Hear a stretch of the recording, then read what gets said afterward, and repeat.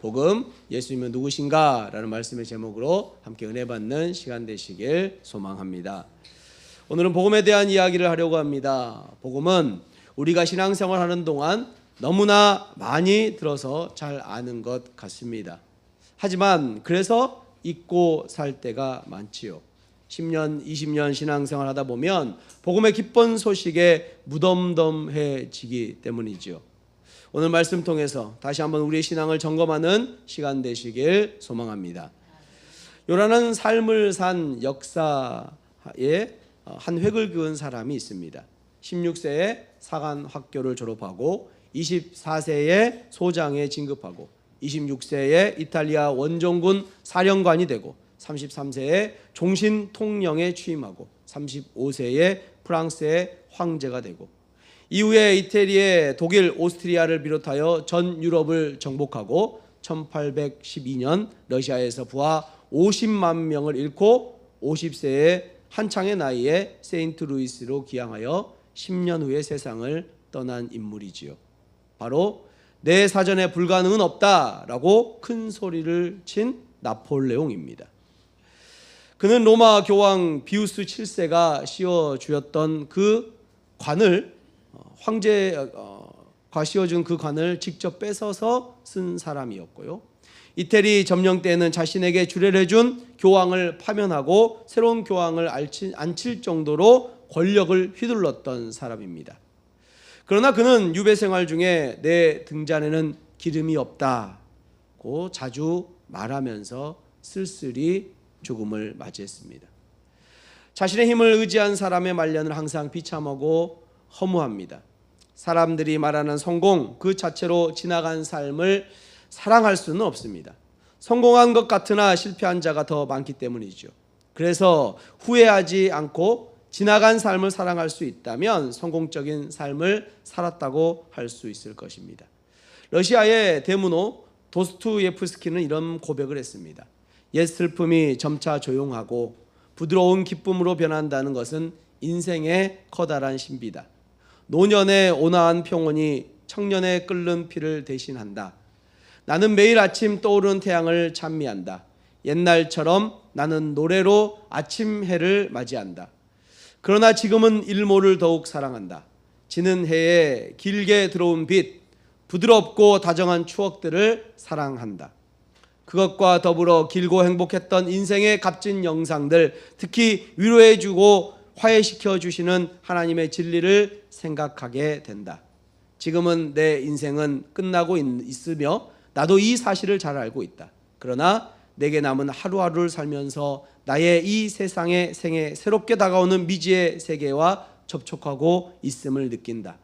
이 새로운 세계의 다가옴이 내 영혼을 평안케 해주며 내 마음을 흥분시키며 내 가슴을 기쁨으로 눈물 짓게 한다. 이 세상에서의 삶은 새 얻어 사는 것과 같습니다. 어느 날 집주인이 전세 기간이 끝났음을 알려줄 것입니다. 지나간 삶을 사랑할 수 있다면 다가오는 세계를 부끄러움 없이 맞이할 수 있을 것입니다. 인류 역사에서 위대한 사람으로 손꼽혔던 나폴레옹이지만 그의 인생의 마지막은 허무했습니다.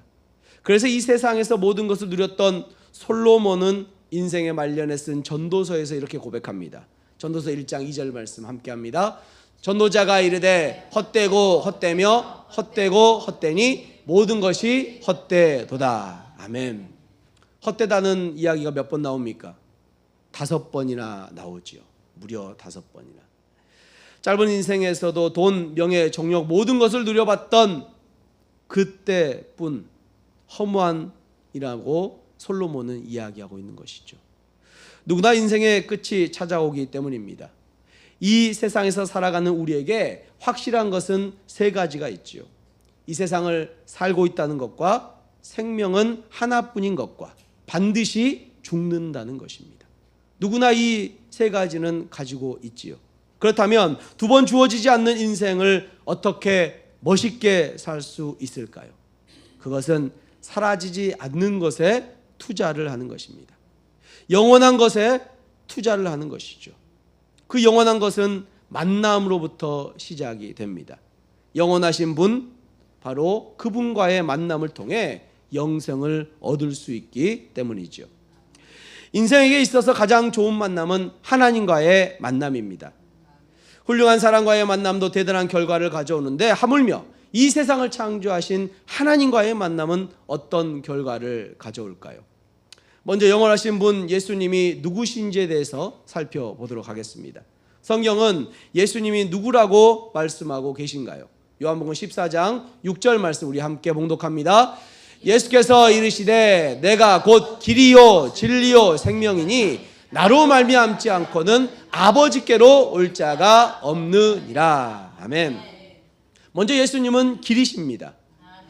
여러분은 교회에 올 때 어떻게 오셨습니까? 걸어서 오신 분도 계시고 차를 타고 오신 분도 계시지요. 중요한 것은 모두 하나같이 한 길을 쫓아왔다는 것이죠.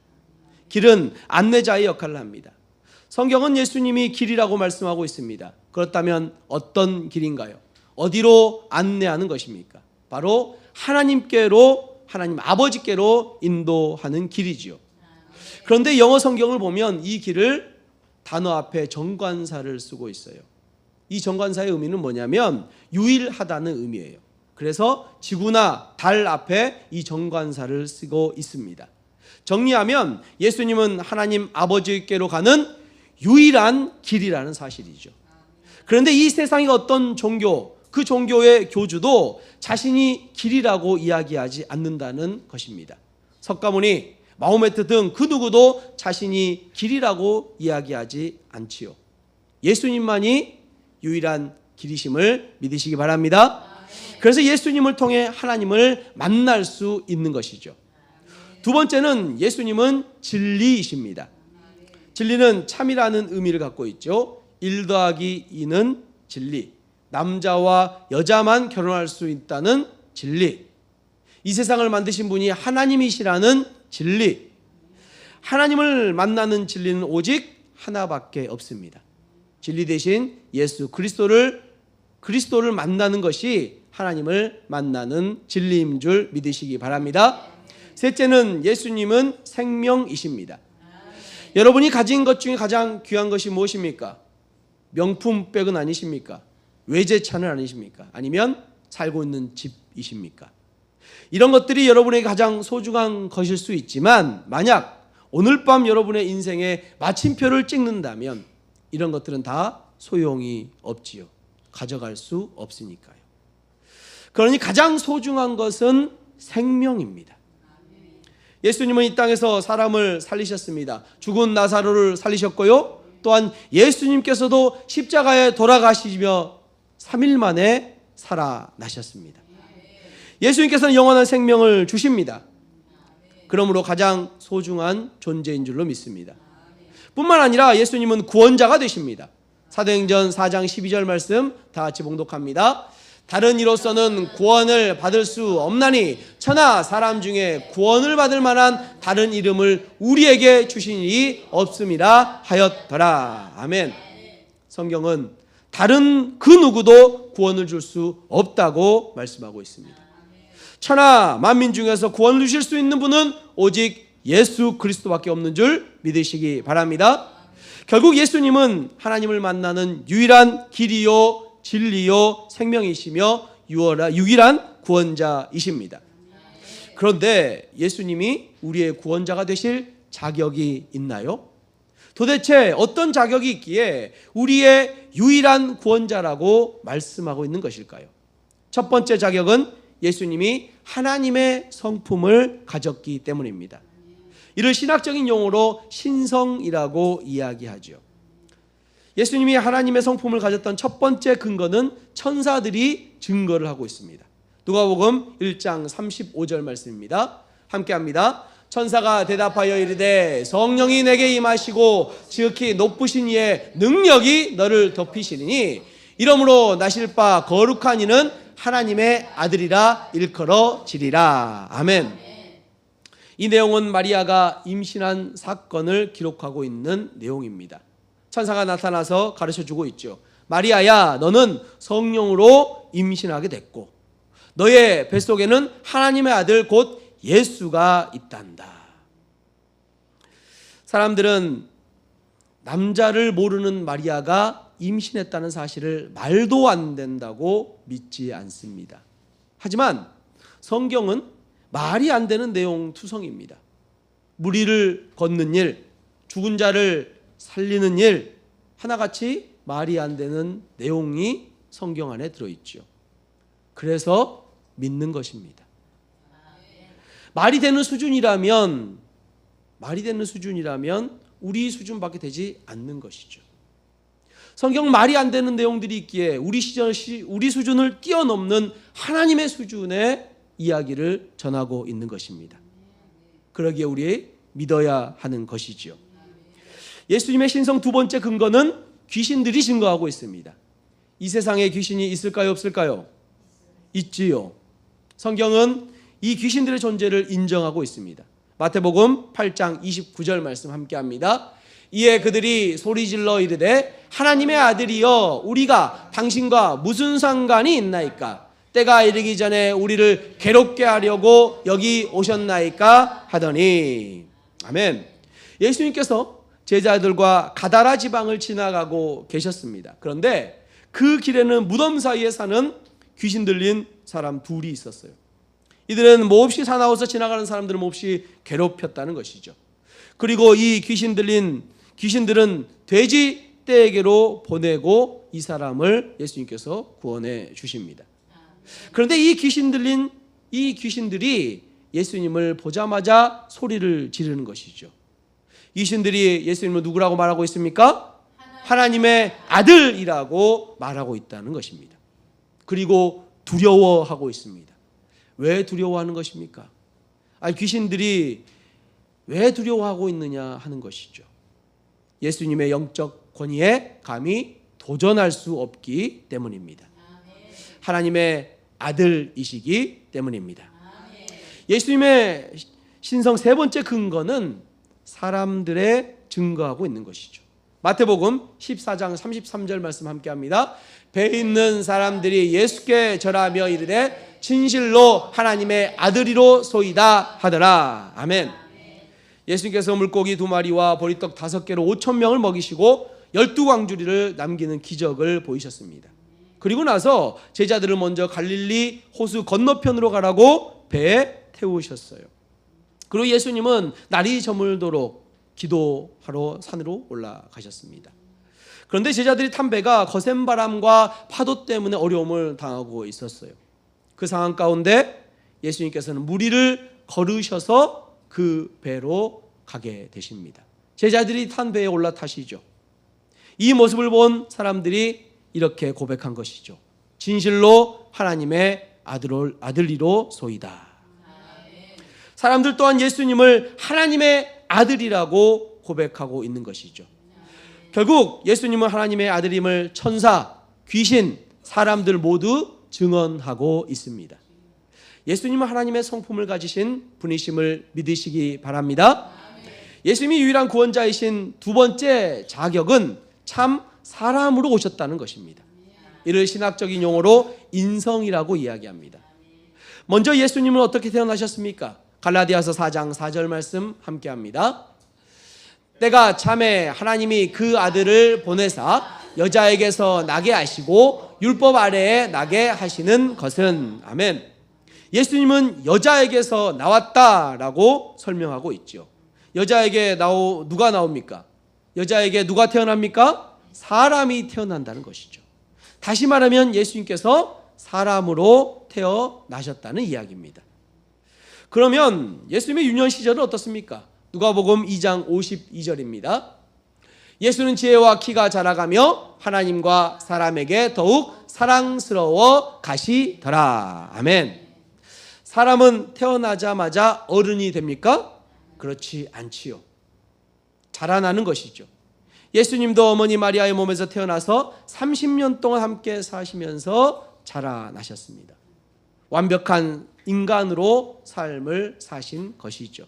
그렇다면 예수님은 어떻게 일상을 사셨습니까? 마태복음 4장 2절 말씀입니다. 함께합니다. 40일을 밤낮으로 금식하신 후에 줄이신지라. 아멘. 예수님께서는 40일을 금식하시면서 광야에서 기도하셨습니다. 그리고 배가 고프셨지요. 여기서 사람이 40일을 어떻게 먹지도 않고 살 수 있느냐라고 물어볼 수 있습니다. 하지만 오늘 함께 예배드리는 우리 성도님들 중에서도 40일 금식하신 분들이 계십니다. 사람이 할 수 있는 일이라는 것이죠. 그것보다 중요한 것은 예수님께서도 우리와 같이 배가 고프셨다는 사실입니다. 예수님도 줄이시고 똑같이 먹어야 배 부르셨다는 것이죠. 마가복음 4장 38절에 이렇게 고백합니다. 예수께서는 고물에서 베개를 베고 주무시더니 제자들이 깨우며 이르시되 선생님이여 우리가 죽게 된 것을 돌보지 아니하시나이까 하니. 아멘. 예수님께서는 제자들과 배를 타고 다녔을 때에 피곤하셔서 배 뒤편에, 고물은 뒤편을 얘기합니다. 배 뒤편에서 주무셨습니다. 그때 풍랑이 일어나서 제자들이 깨우러 와서 단잠을 깨고 일어나셔서 문제를 해결하셨지요. 결국 예수님은 이 땅에서 계실 때 참 사람으로 오셨고 참 사람으로 사셨습니다. 그런데 왜 예수님께서는 사람의 성품을 가지셔야 했을까요? 예수님은 사람의 문제를 해결하기 위해서 사람이 되셨습니다. 가정의 문제는 누가 해결을 합니까? 가족 구성원이 해결을 하죠. 또한 국가의 문제는 누가 해결합니까? 그 나라의 국민들이 해결을 하죠. 마찬가지로 예수님께서는 인간의 죄의 문제를 해결하시기 위해 참 사람으로 오셨습니다. 또한 예수님이 사람이 되셨기에 사람을 가장 잘 이해하셨다는 것이죠. 사람으로 오셨기에 사람의 죄의 문제를 확연히 알게 되셨고 해결할 수 있었습니다. 예수님은 우리의 유일한 구원자의 자격이 있으신 줄을 믿습니다. 참 하나님으로 오셨고 참 사람으로 오셨기 때문입니다. 그러니 하나님을 만남에 있어서 가장 큰 걸림돌인 죄의 문제를 해결하실 수 있으십니다. 그렇다면 예수님께서 어떻게 죄의 문제를 해결할 수 있으신 건가요? 로마서 3장 1절 말씀 함께합니다. 기록된 바 의인은 없나니 하나도 없으며. 아멘. 여러분은 의인이십니까? 의인은 죄가 없는 사람을 이야기합니다. 성경은 살인하고 도둑질한 행위뿐만 아니라 생각으로 누군가를 미워하는 것도 살인하는 죄를 지었다고 말씀하고 있습니다. 그러니 죄가 없는 사람은 단 한 사람도 있을 수가 없지요. 행동으로 죄를 짓지 않았다 하더라도 생각으로 죄를 지었기 때문입니다. 그래서 성경은 이 세상에 의인은 단 한 명도 없다고 말씀하고 있는 것이죠. 그렇다면 예수님은 우리와 어떤 점이 다르신가요? 어떤 점이 다르시기에 죄를 다 사하실 수 있는 것일까요? 히브리서 4장 15절 말씀 함께합니다. 우리에게 있는 대제사장은 우리의 연약함을 동정하지 못하실 리가 아니요 모든 일에 우리와 똑같이 시험을 받으신 이로되 죄는 없으시니라. 아멘. 예수님은 우리와 똑같은 사람으로 태어나셨지만 우리와 전혀 다른 점은 죄가 없으시다는 것입니다. 예수님 어떠시더라고요? 죄가 없으시다는 거예요. 예수님이 이 땅에서 33년을 사시면서 행동으로 뿐만 아니라 생각으로도 죄를 짓지 않으셨습니다. 아니 어떻게 그럴 수 있느냐고 물을 수 있지만 예수님은 그러실 수 있습니다. 완벽한 사람이시면서 완벽한 하나님이시기 때문이죠. 하나님이시기에 죄를 짓지 않을 수 있는 것입니다. 그런데 이 사실이 왜 중요할까요? 요한일서 3장 5절 말씀입니다. 함께합니다. 그가 우리 죄를 없애려고 나타나신 것을 너희가 아나니 그에게는 죄가 없느니라. 아멘. 예수님께서 이 땅에 오신 이유는 우리의 죄를 없애기 위해서 오셨습니다. 그 이유가 아니고서 이 땅에 오실 이유가 전혀 없는 것이죠. 예수님이 오신 그 목적을 해결하기 위해서는 죄가 없으셔야 했습니다. 죄인은 죄인을 구원할 수 없기 때문이죠. 감옥에 있는 죄수를 구출할 수 있을까요? 죄인을 감옥에서 밖으로 나오게 하는 그렇게 해줄 수 있는 사람은 누구입니까? 감옥 밖에 있는 변호사이지요. 그렇듯이 죄인은 죄인을 구원할 수가 없습니다. 예수님께서는 우리의 죄를 사하시기 위해서 이 땅에 오셨습니다. 그 일은 오직 예수님만이 하실 수 있는 일이기 때문이지요. 우리의 죄의 문제는 참 하나님이시면서 참 사람이신 예수님만이 해결하실 수 있으십니다. 그리고 십자가를 지셨죠. 십자가를 지시기 위해 33년을 사람의 몸 안에 사셨습니다. 그런데 그냥 오셨다가 다음날 십자가를 지셔도 되는 일 아니었을까요? 그런데 그렇게 하지 않으시고 완벽한 인간이 되시기 위해 33년을 인내하신 것입니다. 얼마나 힘드셨을까요? 얼마나 어려우셨을까요? 만약 여러분에게 돼지로 살라고 한다면 어떻겠습니까? 그것도 인간의 생각을 다 가지고 돼지 무리와 함께 산다고 한다면요. 게다가 돼지를 위해 33년을 돼지 우리에서 산다고 생각해 보십시오. 얼마나 비참합니까? 얼마나 힘듭니까? 냄새나고 꿀꿀거리기만 하고 아무데나 똥 싸고 오줌 싸고 그 위에서 누워 자는 그런 돼지들이요. 생각이라도 돼지면 얼마나 좋겠습니까마는 생각은 사람의 생각을 갖고 있어요. 더럽다는 건 알고 있어요. 그런데 돼지들은 또 알아주지도 않습니다. 그럼에도 불구하고 돼지를 위해 또한 죽어야 한다는 사실이죠. 얼마나 힘들겠습니까? 만약 저라면 왜 내가 그래야 하냐고 수십 번, 수백 번, 수천 번, 수만 번 이야기했을 것입니다. 그런데 예수님께서는 이 돼지우리만 또 못한 이 땅에 오셔서 참 사람이면서 참 하나님으로 사셨습니다. 우리를 위해 십자가를 지시기 위해서요. 예수님은 그런 분이십니다. 사랑하는 성도 여러분, 예수님을 믿지 않고는 하나님을 만날 수가 없습니다. 간혹 예수님을 믿지 않으면서 하나님을 믿는 것처럼 말하는 사람들이 있지요. 이런 사람은 교회에 오래 다녀도 하나님의 엄청난 사랑을 경험할 수가 없습니다. 믿음을 가진 자는 하나님께서 일해 주심을 경험하며 매일매일 감사로 살아갈 수 있습니다. 예수라는 이름은 모든 이름 위에 가장 뛰어나신 이름입니다. 지금까지 이처럼 많은 사람으로부터 높임을 받는 분은 없었지요. 예수님에 대한 천사가 말합니다. 마태복음 1장 21절 말씀 함께합니다. 아들을 낳으리니 이름을 예수라 하라. 이는 그가 자기 백성을 그들의 죄에서 구원할 자이심이라 하니라. 아멘. 예수는 여호와의 구원이란 뜻으로 구약의 여호수아와 똑같은 이름입니다. 나사렛에만 예수라는 이름을 가진 사람이 당시에 20명이나 있었던 아주 평범한 이름이죠. 예수님이 인간을 구원하기 위해 가장 낮은 자리로 겸손한 모습으로 오셨습니다. 그리스도라는 말씀은 기름 부음 받은 자라는 뜻으로 메시아를 나타냅니다. 예수님은 구세주의 일을 완수하기 위해서 하나님께서 구별하여 세우신 분이십니다. 예수님을 믿으면 예수님을 주님이라고 부르게 되지요. 이는 우리에게 구원을 주신 예수님이 우리의 소유권인 자가 되심을 인정하는 것입니다. 그리고 하늘과 땅의 모든 권세를 가지신 왕으로 인정하고 우리는 죄로부터 자유를 누리는 종임을 인정하는 것입니다. 생명까지 아낌없이 주는 하나님의 아들을 주인으로 모시고 산다면 가장 진하고 영원한 행복을 누리게 될 것입니다. 성도 여러분, 복음 되신 예수 그리스도는 우리에게 가장 복된 소식입니다. 그 누구도 줄 수 없는 생명을 주셨고 그 누구도 누리지 못하는 행복을 주신 분이시니까요. 혹시 그 예수님을 잊지는 않으셨습니까?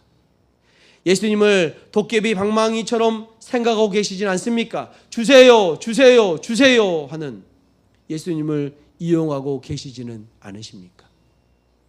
서두에도 말씀드린 것처럼 신앙생활을 10년, 20년 하다 보면 이 기쁜 소식에서 무뎌지게 되어 있지요. 저는 이 말씀을 준비하면서 울컥했습니다. 눈시울이 붉어졌습니다.